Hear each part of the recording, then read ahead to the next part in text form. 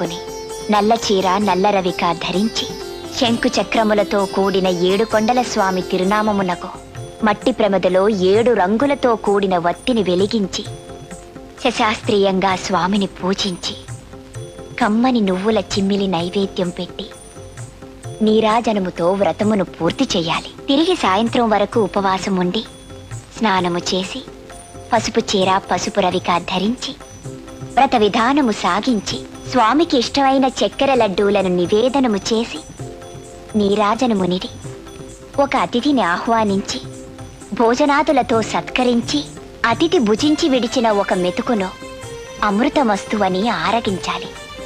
అప్పటికి ఆనాటి శనివార వ్రతం పూర్తవుతుంది. ఈ విధంగా 7 శనివారములు వ్రతమును చేసినచో ఉద్దేశించిన సత్ఫలమును పొందగలరు. అమ్మా జయంతి, 7 కొండల